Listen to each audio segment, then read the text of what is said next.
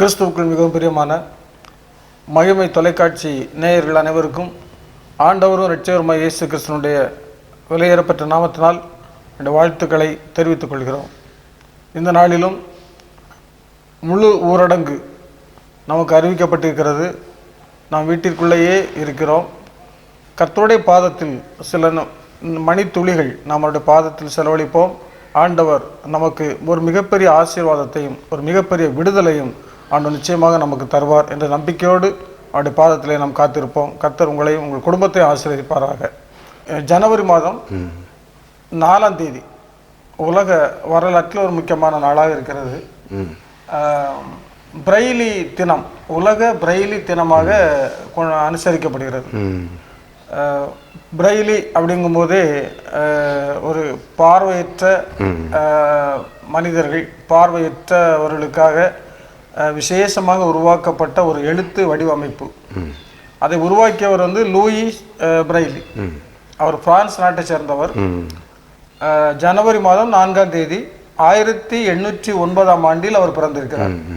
எனவே அவருடைய பிறந்த தினத்தில் ஏன்னா அவர் தான் இந்த பிரெய்லி முறையை கண்டுபிடித்தவர். சரி, பார்வையற்றவர்கள் புத்தகம் வாசிப்பதற்கு, பார்வையற்றவர்கள் படிப்பதற்கென்று தனியாக ஒரு எழுத்து வடிவத்தை உருவாக்கியவர் பிரெய்லி தான்.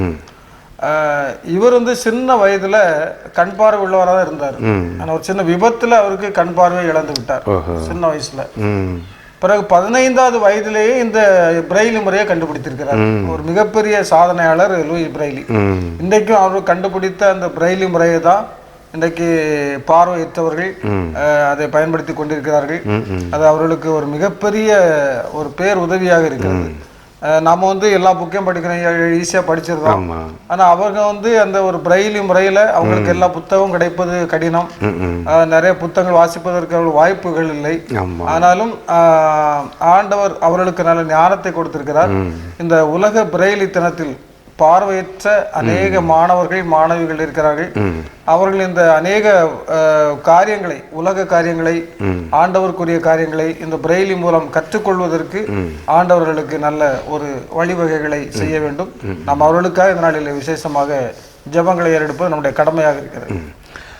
பார்வையற்றவர்களுக்காக கண்டுபிடிக்கப்பட்ட அந்த பிரெய்லி முறை என்று சொல்லும்போது அது ஒரு பெரிய வரப்பிரசாதம். ஆமாம். ஏன்னா ஆண்டவர் சொல்றார் நீதிமொழிகள் 20:12 கேட்கிற காதும் காண்கிற கண்ணும் ஆகிய இவ்விரண்டையும் கர்த்தர் உண்டாக்கினார். கர்த்தர் அருமையான பார்வையை நமக்கு தந்திருக்கிறார். அதே நேரத்தில் அந்த பார்வையை நம்ம எதுக்கு பயன்படுத்தணும் அப்படின்னா, உமது வேதத்தில் உள்ள அதிசயங்களை பார்க்கும்படி என் கண்களை திறந்தருளும். ஆண்டவர் நம்முடைய கண்களை திறக்கணும். இன்னைக்கு நிறைய பேர் நம்ம கண் இருந்தும் குருடர்களாகத்தான் இருக்கிறோம். ஏன்னா வேதத்தை வாசிக்கிறதுக்கே நமக்கு நேரம் இல்லை. வேலை வேலை வேலை வேலைன்னு வேலையில் ஓடுறோமே ஒழிய, பொழுதுபோக்கு காரியங்களை பார்க்குறோமே ஒழிய, முதலாவது தேவனுடைய ராஜ்யத்தையும் அவருடைய நீதியையும் தேடுங்கள், அப்பொழுது எல்லாம் உங்களுக்கு கூட கொடுக்கப்படும். நம்முடைய பார்வை, முதல் பார்வை திருமறை அல்லது கடவுளுடைய வார்த்தை. அதைத்தான் கேட்கிற காது, ஒன்று வார்த்தையை கேளு, இல்லை பார். ரெண்டும் நமக்கு இன்னைக்கு இல்லாத நிலையில் பார்வை இல்லாதவர்கள் எவ்வளவோ ஆசீர்வதிக்கப்பட்டவர்களாக இருக்கிறாங்க. ஏன்னா அவங்க தீய காட்சியை பார்க்க முடியாது. அவங்க நல்லதை பார்க்குறதுக்கு ஆண்டவர் அருமையான அந்த எழுத்து முறையை கொடுத்துருக்கிறாரு. அவ்வளோகா அந்த திருமறையை, அவங்களுக்குன்னு திருமறை இருக்குது, அந்த திருமறையை சிறப்பாக ஒரு தவறு இல்லாமல் வாசிக்கிறாங்க. நம்ம அதை பார்க்க முடியுது. ஒருவேளை இன்னைக்கு அவங்களுடைய பார்வை இல்லாத ஒரு குறைவாக இருந்தாலும் கர்த்தருக்குள் அவர்கள் ஆசீர்வதிக்கப்படும். தீய காட்சியை அவன் பார்க்க மாட்டான். என்ன, தவறான இடங்களுக்கு அவன் செல்ல மாட்டான். அவன் உண்டு, அவன் வேலை உண்டுன்னுட்டு இருப்பான். அதனால் நம்ம அந்த நிலையில் கண்களின் ஒளி இருதயத்தை பூரிப்பாக்கும். கண்களில் ஆண்டவர் ஒளியை தந்திருக்கிறார். பார்க்க அது மூலம் நமக்கு ஒரு மகிழ்ச்சி இருக்குது. ஆமாம். ஆனால் அந்த மகிழ்ச்சி அவங்க இழந்திருக்காங்க. பார்வையற்றவர்களுக்கு அந்த மகிழ்ச்சி இல்லை. ஆனாலும் ஆண்டவர் அவர்களுக்கு ஒரு ஆண்டவருடைய பிள்ளைகளாக வாழ்வதற்கு ஆண்டவர் கிருபையையும் கொடுத்துருக்குறாங்க. அவங்க மன ரம்மியமாக தான் இருக்கிறாங்க. ஒரு குறைன்னு இருந்தாலுமே அந்த குறையை பொருட்படுத்தாமல் அவங்க மனரம்மியம். நம்ம பார்வை கண்ணு இருக்குது, அந்த கண்ணு திருப்தி அடைய மாட்டுக்க. அந்த கண்ணு நம்ம இந்த கண்ணால் நம்ம திருப்தி அடைய மாட்டோம். காண்கிறதுனால் கண்கள் திருப்தி அடைவதில் அப்படி தானே இருக்குது. இன்னும் பார்க்கணும் பார்க்கணும் பார்க்கணும். என்ன, கண்டதே காட்சி கொண்டதே கோலம்னு ஓடுறோம். கண்ணின் காட்சிகளிலும் நெஞ்சின் வழிகளிலும் நட. ஆனால் நியாயத்திலே கொண்டு வந்து நிறுத்துவார். கண்களெல்லாம் நம்ம எதை பார்க்குறோம்? தாவீது பார்த்தான், என்ன எல்லாரையும் போருக்கு அனுப்பிட்டு ராஜா முன்னணியில் நிற்க வேண்டியவன் உப்பரிகையில் உலாத்தினான். அவன் உலாவுற அந்த வேளையில் அவனுடைய கண்கள் எங்கேயோ மேய்ஞ்சுது. அதனால தான் பாவத்தில் விழுந்து போனான். இன்றைக்கி நம்ம கண்களுக்கு காவல் வையும் என்று வேதம் சொல்கிறது போல், நம்ம கண்களுக்கு இந்த குதிரையை பார்த்திங்கன்னா அதுக்கு இது போட்டிருக்காங்க, கண்ணை மறைத்து ஒரு திரை போட்டிருப்பாங்க, இல்லைன்னா அது எங்கேயோ ஓடுமா. அப்படி நம்ம ஒரு வாழ்க்கையில் நமக்கு நியமித்திருக்கிற ஓட்டத்தில் எது நமக்கு தேவையோ அதை பார்க்க இந்த பிரெய்லி என்கிற அந்த எழுத்து முறையை நம்ம நினைவு கூர்ந்து பார்வையில்லாதவர்களுக்காக நம்ம ஜெபிப்போம். குறிப்பாக அதை கண்டுபிடித்த அருமையான குடும்பத்து சகோதரிக்காக நாம் ஜெபிப்போம். அவருடைய முயற்சி இன்றைக்கி எத்தனையோ பேருக்கு ஆசீர்வாதமாக இருக்குது. ரூபா நோட்டுகளெல்லாம் கூட அந்த பார்வை இல்லாதவங்க தடவையே கண்டுபிடிச்சிக்கிட்டுதாங்க. அதுக்காக அந்த ரூபாய் நோட்லேயும் அவர்கள் கண்டுபிடிப்பதற்கான அமைப்பும் இருக்குது. இப்படிப்பட்ட நிலையில் ஓட்டிங் மிஷினில் கூட அவங்களுக்கு நம்ம ஓட்டு அவங்களுக்கு அந்த பிரெய்லி அந்த இது வச்சிருக்கிறாங்க இவிஎம் ஓட்டிங் மிஷினில். சரி. அதனால அரசாங்கமும் பார்வையற்றவர்களுக்காக எல்லா நடவடிக்கையும் அதுவும் எடுத்துக்கொண்டே இருக்காங்க. எந்த இடத்துலலாம் அவங்களுக்கு கண்டிப்பாக பங்கு பெற வேண்டுமோ அந்த இடங்களுக்கெல்லாம் அவர்களுக்கு தேவையான வசதிகளையும் இன்னைக்கு அரசாங்கம் செய்து கொடுக்கிறது. மெயின் ரோட்டில் எவ்வளோ அழகாக நடந்து வந்துடுறாங்க, என்ன கிராஸ் பண்ணியிருந்தாங்க. அவங்க அந்த ஸ்டிக்கை வச்சுக்கிட்டே அவங்க எல்லாம் நுணுக்கமாக கண்டுபிடிக்கிறாங்க. நாம் பார்வை இல்லாதவங்க கூட மொபைலில் பார்த்துக்கிட்டே கீழே விழுந்து கிடக்கிறவங்க எத்தனையோ பேர் இருக்கிறாங்க வழி தெரியாமல். அது தாவீது சொல்றது போல அவரது கோலும் அவரது தடியும் என்னை தேற்றின மாதிரி ஒரு சின்ன நல்ல அவர்களுக்காக நம்ம ஜெபிப்போம். அவருடைய குறைகள் நீங்கத்தக்கதாக ஆண்டவர் பார்வையடைய வேண்டும் என்று சொன்னவங்களுக்கு பார்வை கொடுத்தவர் நம்ம ஆண்டவர். அவர்களுக்காகவும் இந்த முறை இன்னும் பயன்பட நாம் ஜெபிப்போம். அன்பின் நல்ல ஆண்டவரே, இந்த நல்ல விலைக்கு நன்றி செலுத்துகிறோம். இந்த நாளிலும் ஆண்டவரே விசேஷமாக பிரெய்லி தினத்திற்காக இந்த சமூகத்தில் நாங்கள் ஜெபிக்கிறோம். உலக அளவிலே இந்த தினம் அனுசரிக்கப்படுகிறது. பார்வையற்றவர்கள் ஆண்டவரே அவர்களும் இந்த உலக காரியங்களை கற்றுக்கொள்வதற்கு, உலக விஷயங்களை தெரிந்து கொள்வதற்கு, ஆண்டவரே உங்களுடைய பரிசுத்த வேதாகத்தின் வசனங்களை வாசிப்பதற்கு தேவன் கொடுத்த நல்ல ஒரு இந்த பிரெய்லி முறைக்காக நாங்கள் நன்றி செலுத்துகிறோம். அதை கண்டுபிடித்த அருமையான பிரெய்லி அந்த அருமையான சகோதரிக்காக ஸ்தோத்திரம். ஆண்டவரே தேவன் தாமே நீர் அவர்களுக்கு கொடுத்த ஞானத்தின்படி ஆண்டவர் இந்த அருமையான எழுத்துக்களை வடிவமைத்த கிருபைகளுக்காக ஸ்தோத்திரம். இந்த நாளிலும் ஆண்டவர் அநேக லட்சக்கணக்கான பார்வையற்றவர்கள் அதன் மூலம் பயன்பெற்று வருகிற கிருபைகளுக்காக ஸ்தோத்திரம். ஆண்டவர் இந்த நாளிலும் ஆங்காங்கே இருக்கின்ற பார்வையற்ற மனிதர்களுக்காக, பார்வையற்ற குடும்ப நிலையில் வாழ்கின்ற அனைத்து சகோதர சகோதரிகளுக்காக நாங்கள் ஜெபிக்கிறோம். ஆண்டவரே அவர்களை சார்ந்து வாழ்கின்ற குடும்பங்களுக்காக, பிள்ளைகளுக்காக ஜெபிக்கிறோம்.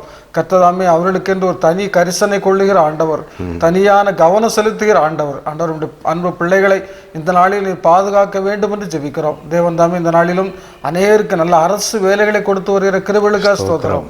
மாவட்ட ஆட்சித் தலைவராக உயர்ந்த பதவியில் வகிப்பதற்கும் ஆண்டவரை பார்வையற்றவர்களுக்கு ஆண்டவர் நீ கிருபை தந்திருக்கிற கிருபைகளுக்காக ஸ்தோத்திரம். ஆண்டவரை அந்த அன்பு குடும்பங்களை பார்வையற்ற நிலையில் இருக்க அனைத்து உலகத்தில் உள்ள அத்தனை மக்களுக்காக ஜெபிக்கிறோம். விசேஷமாக எங்களுடைய பகுதியில் இருக்கிற பிள்ளைகளுக்காக ஜெபிக்கிறோம். அவர்களுக்கு தேவையான உதவிகளையும் ஒத்தாசைகளையும் ஆதரவையும் ஆண்டவர் நீர் அவர்களுக்கு கொடுக்க வேண்டும் என்று சமூகத்தில் நாங்கள் பாரத்தோடு ஜெபிக்கிறோம். மீட்பர் இயேசுவின் ஜெபிக்கிறோம் ஜீவனுள்ள நல்ல பிதாவே, ஆமென். வாழ்க்கையில் நம்ம எவ்வளவுக்கு உண்மை உள்ளவர்களாக இருக்கோமோ அவ்வளவுக்கு உண்மை உள்ளவர்களாக இருக்க வேண்டும். ஒரு ஆச்சரியமான ஒரு சம்பவம். ஆந்திரா கடற்கரையில் 2010ஆம் ஆண்டு காக்கிநாடாவை சேர்ந்த அவருடைய பெயர் மோகன், அவரும் அவரது குடும்பமும் கடற்கரைக்கு போயிருக்காங்க. அவருடைய மகன் பிரவீன் என்பவரும் அந்த கடற்கரைக்கு போயிருக்கிறார். சின்ன பையன் பிரவீன் சின்ன பையன். அப்போ அந்த பிரவீன் அந்த கடற்கரையில் வேர்க்கடலை விற்று கொண்டிருந்த அவருடைய பேர் வேத சத்தையா. அவர்கிட்ட ஒரு 25 ரூபாய்க்கு கடலை வாங்கியிருக்காங்க. 2010 ஒரு அந்த பையன் கடலை வாங்கியிருக்காங்க. ஆனா அந்த நேரத்துல அந்த 25 ரூபா அவங்க கையில இல்லை கொடுக்குறாரு. உடனே அப்போ நாளைக்கு நாங்க தாரோம், அதனால கடலை வேண்டாம் அப்படின்னு இருக்காங்க. உடனே அந்த கடலை வியாபாரி சொல்லியிருக்கிறாரு, எனக்கு நீங்க 25 ரூபாய்க்கு கடலை வாங்கிருக்கீங்க, நீங்க வச்சுடுங்க, நாளைக்கு நான் உங்களை பார்க்கும்போது வாங்கி விடுதேன், நீங்க கொண்டு போங்க, பையன் சாப்பிட்டு அப்படின்னு சொல்லி கொடுத்துட்டாரு. சரி. மறுநாள் கடற்கரைக்கு வந்திருக்காங்க இவரை பாக்குறதுக்கு. ஆனா அவரை பார்க்க முடியல. ஆனா இவங்க இந்த மோகன் அந்த பிரவீன் இவங்க ஏற்கனவே அமெரிக்காவில் இருக்கிறாங்க. அதனால தங்களுடைய ஊருக்கு வந்திருக்க நேரங்களில் இது நடந்திருக்குது. உடனே அவர்கள் அமெரிக்காவுக்கு போக வேண்டிய ஒரு காலகட்டம், அமெரிக்காவுக்கு போயிட்டாங்க. அமெரிக்காவுக்கு போயிட்டு இப்போ 2021ஆம் ஆண்டுல வந்திருக்கிறாங்க. இங்க நம்முடைய அதே ஊருக்கு வந்திருக்காங்க. அப்படி ஊருக்கு வந்திருக்கும் போது இந்த பிரவீன்க பையனுக்கு நம்ம 25 ரூபாய் கடலை வாங்கினோம அவரை கண்டுபிடிக்கணும்னு சொல்லி அவருக்கு ஒரு ஆசை, எப்படியாவது கொடுத்துடணும், அது நமக்கு கடனாகவே இருக்கிறதுன்னு சொல்லி அவருக்கு ஒரு ஆசையில பார்த்துருக்கிறாரு, கிடைக்கல. அப்போ இவருடைய உறவினர் தான் இங்குள்ள எம்எல்ஏ, காக்கிநாடா எம்எல்ஏ. அப்போ அவர்கிட்ட சொல்லி இப்படி நான் ஒரு வாங்கினப்பட்டா, நாங்க அந்த டைம்ல கடற்கரையில் எடுத்த புகைப்படம், அந்த கடலை வியாபாரியோட சேர்ந்து ஒரு புகைப்படத்தை எடுத்துக்கிறோம். அந்த படம் இருக்கிறது, இவரை யாராவது கண்டுபிடித்தா சொல்லுங்க அப்படின்னு சொல்லி இந்த சமூக ஊடகத்தளங்கள்ல போட்டு அனுப்பியிருக்கிறாங்க. அப்படி அனுப்பும்போது தகவல் கிடைச்சிச்சு, வேத சத்தையா என்பவர் இறந்துட்டார், ஆனா அவருடைய மனைவி இருக்கிறாங்க. உடனே அந்த மனைவிய எம்எல்ஏ வீட்டுக்கு வர சொல்லி இந்த பிரவீன்கிற பையன் அன்னைக்கு 25 ரூபாய் கடலை வாங்கினா 25,000 ரூபாய் அவருக்கு திருப்பி கொடுத்துருக்கா. 25,000 ரூபாய் திருப்பி கொடுத்து அந்த நிகழ்ச்சியை அவங்க கணவர்கிட்ட வாங்கினேன், 25 ரூபாய் கடலை வாங்கினேன். ஆனா அந்த டைம்ல இப்படி ஆயிப்போச்சு, நிலைமை கொடுக்க முடியாம ஆயிப்போச்சு. என்னோட மனதை உறுத்திக்கிட்டே இருந்து எப்படியாவது திருப்பி செலுத்தணும் அப்படின்ட்டு. அதனால நான் இப்போ இந்தியாவுக்கு வந்திருக்கிறேன், இந்த நேரத்துல உங்களை சந்தித்ததுல ரொம்ப மகிழ்ச்சி அப்படின்னு சொல்லி 25,000 ரூபாய் அவருடைய மனைவிட்ட அவர் கொடுத்திருக்கிறாரு. இதுதான் இன்னைக்கு ஒரு மிகப்பெரிய செய்தியாக பரவி கொண்டிருக்கிறது.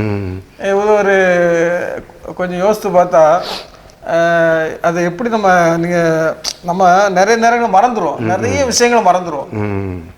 நேற்று கடன் வாங்கியிருப்போம், உங்ககிட்ட எவ்வளோ வாங்கினேன், ஒன்றும் இல்லை, பஸ்ஸில் கண்டக்டர் டிக்கெட்டை கொடுக்குறாரு, நீங்க எவ்வளவு தந்தீங்க அப்படின்னு அவருக்கு மறந்துடும், ஒரு மினிட்ல மறந்துடும்.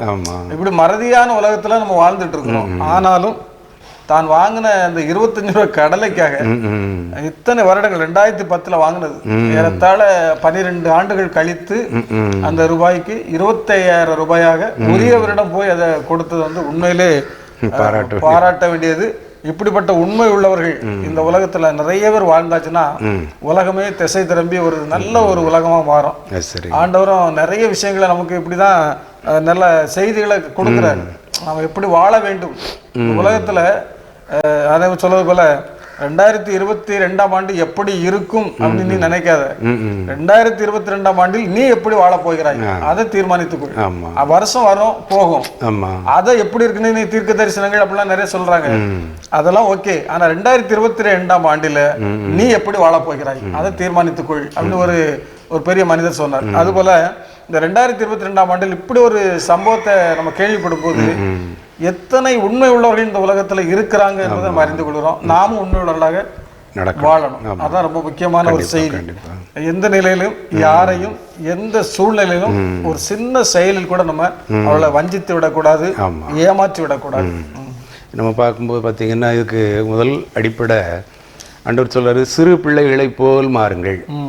அந்த சின்ன பையன் அவன் வாங்கின 25 ரூபாய்க்கு 25,000 ரூபாயா கொடுத்தான். அவன் நினச்சா மறந்துருக்கலாம், கொடுக்காம இருந்திருக்கலாம். எத்தனை வருஷத்துக்கு பிறகு 11 வருஷத்துக்கு பிறகு கொண்டு வந்து கொடுக்குறான்னா அப்போ அவங்களுடைய வளர்ப்பு, பெற்றோருடைய வளர்ப்பு என்ன, அந்த மாதிரி பிள்ளையானவனை நடக்க வேண்டிய வழியிலே நடத்து. இன்னைக்கு நம்ம இந்த செய்தி பார்க்குறதுக்கு ஒரு சாதாரண செய்தியாக இருந்தாலும் அதுலேருந்து நாம் கற்றுக்கொள்ள வேண்டிய காரியம், நம்முடைய பிள்ளைகளுக்கு கற்றுக் கொடுக்க வேண்டிய காரியம் ஏராளமாக இருக்குது. அதனால் ஆண்டவர் அன்னைக்கு சொன்னார், சிறு பிள்ளைகளை போல் மாறுங்கள். இந்த சின்ன பையனை போல் இன்னைக்கு நம்ம கடனை வாங்கினவங்கிட்ட நம்ம தேடிக்கொண்டு கொடுக்கணும்.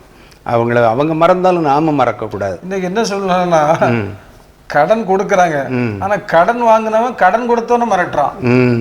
அதான் இன்னைக்குள்ள நிலைமையாவும் இருக்காமா. கடன் வாங்குறவன் தன்னோட நான் வாங்கினவன் அவசரத்துக்கு ரொம்ப தந்தானா கொடுக்கணுமா அந்த எண்ணம் இல்ல. நிறைய பேர் வாழ்ந்துட்டு இருக்கிறாங்க. ஆமா, நம்ம வாங்கின கடனை நம்ம கொடுக்கறதுக்கு முயற்சி. ஆண்டவர் என்ன சொல்றேன், நீ கடன் வாங்காது இருப்பாய். அப்படிப்பட்ட ஆசீர்வாதத்தை ஆண்டவர் தருவார். அதே நேரத்தில் நம்ம பாருங்கள், நீதிமொழிகள் 3:28 என்ன சொல்லுதுன்னா, உன்னிடத்தில் பொருள் இருக்கையில் உன் அயலானை நோக்கி நீ போய் திரும்ப வா, நாளைக்கு தருவேன் என்று சொல்லாது.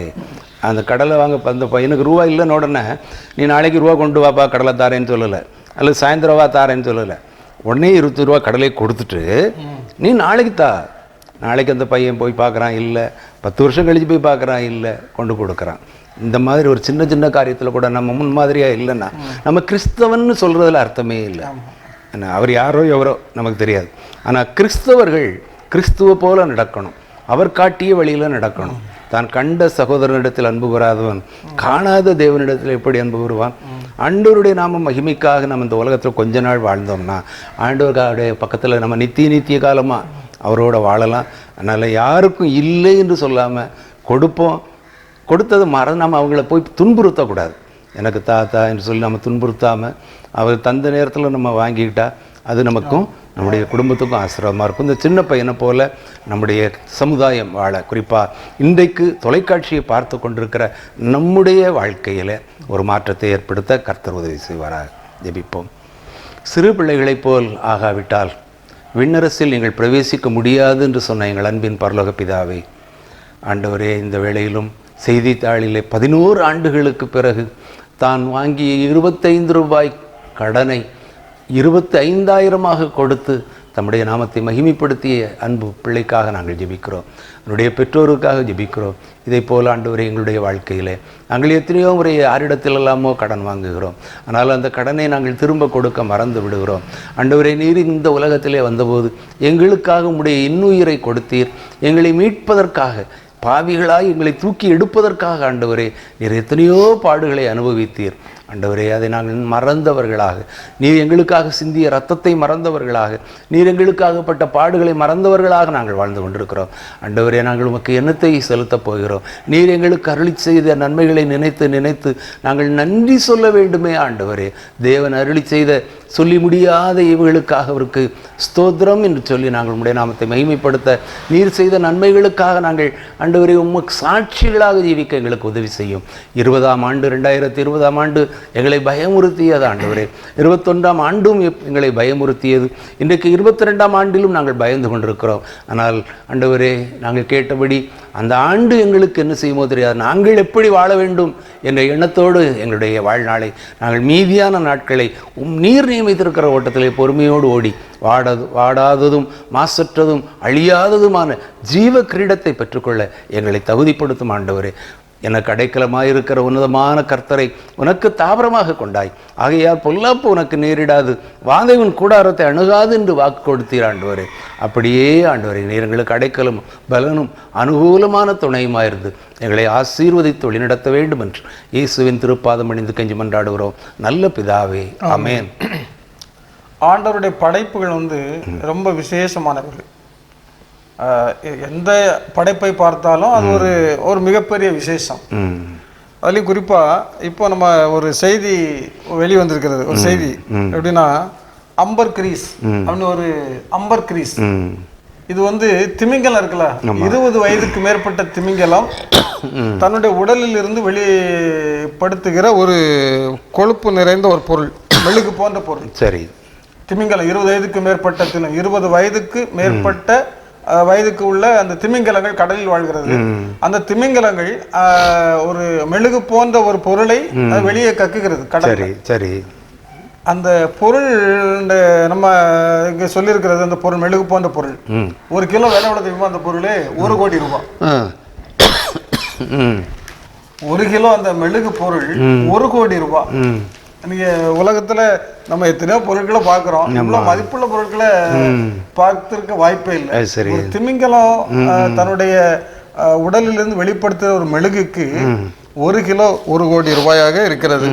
இதுல என்னன்னா, இப்போ சமீப காலங்கள்ல இது இந்த மெழுகு பொருள் இது எப்படின்னா, வன உயிரின பாதுகாப்பு சட்டத்தின் கீழ் இது விற்பதற்கு தடை செய்யப்பட்ட ஒரு பொருள்.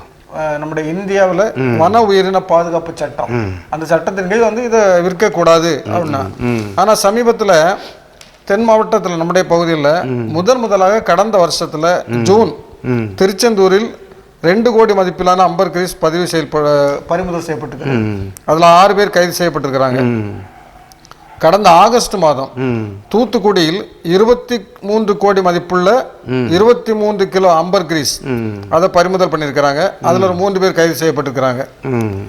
சில தினங்களுக்கு முன்பு இப்போ தென்காசியில 3.5 கோடி மதிப்பிலான அம்பர் கிரீஸ் பறிமுதல் செய்யப்பட்டது. அதுல கைது செய்யப்பட்டிருக்கிறாங்க. இப்போ அதே போல கன்னியாகுமரி மாவட்டத்திலும் அம்பர் கிரீஸ் 2 முறை பறிமுதல் செய்யப்பட்டிருக்கிறது.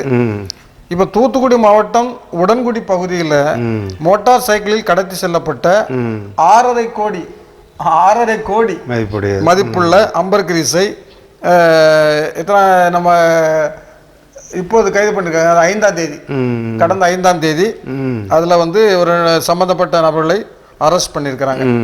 இது குறித்து அதிகாரிகிட்ட கேட்கும்போது அவங்க என்ன சொல்றாங்கன்னா, திமிங்கலங்களை வேட்டையாடி அம்பர்கிரீஸை எடுக்க முடியாதான், கடலில் மிதப்பதைத்தான் எடுத்து விற்கிறார்கள்.